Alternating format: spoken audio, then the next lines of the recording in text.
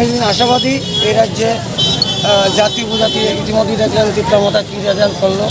আগামী দিন রাজনৈতিক সমীকরণ এখানে নতুনভাবে হচ্ছে, কিছুদিনের মধ্যেই ইঙ্গিত পাবেন। এবং এখান থেকে আমরা যে আশা ভরসা নিয়ে এই রাজ্যে একটা সরকার প্রতিষ্ঠিত হয়েছিল, আমরা সেই বাপদাদার আমল থেকেই আমরা বাম বিরোধী রাজনীতিক ছিলাম।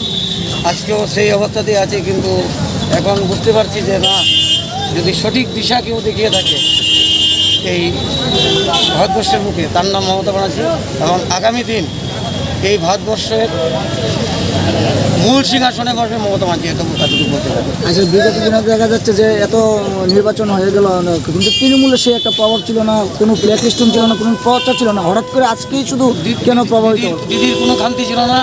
আমাদের স্থানীয় নেতৃত্ব এবং অবশ্যই বলবো ওয়েস্ট বেঙ্গল থেকে উড়ে আসা কিছু লোক যারা বিজেপিতে চলে গেছে, যার ইতিমধ্যেই বুঝতে পেরেছেন আমরা তাদের কথা ইঙ্গিত করছি, ওদের রেজাল্টও দেখতে পেরেছেন। ওরা যেভাবে এখানে ষড়যন্ত্র করেছে, এইভাবেই আমাদের তৃণমূল দলটা এখানে ভেঙেছে। এবং এতটুকু বলতে পারি, অতীত থেকে শিক্ষা নিয়ে ত্রিপুরা রাজ্যে আবার নতুনভাবে তৃণমূল হয়। এখানে দেখা যাচ্ছে আপনি ছাড়া আর কোনো মানুষকে দেখা যাচ্ছে না। মানুষ দরকার নেই। আপনি কেন দেখা যাচ্ছে না? ভয়, বিশাল ভয়। আপনি এখন আমাকে আমার পেছনে কাউকে পাবেন না। যেই গোপন ভোট হবে দেখবেন চতুর্দিকে তৃণমূলের জয় জয়কার। মানুষ জাস্ট একটা প্ল্যাটফর্ম চাইছে, একটু ভাষা বলার, একটু কথা বলার, ওই প্ল্যাটফর্ম পাচ্ছে না। আগামী প্ল্যাটফর্মটা পাচ্ছে। আগামী দিনে নতুন মুখ হিসাবে কাকে দেখতে চান আপনি?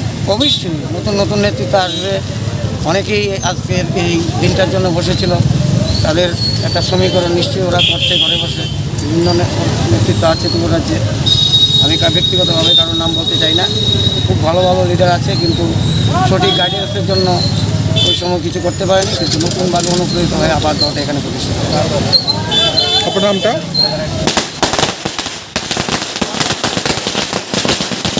Please subscribe Borok Post for latest news and updates. Follow Borok Post in borokpost.com, Facebook and Twitter.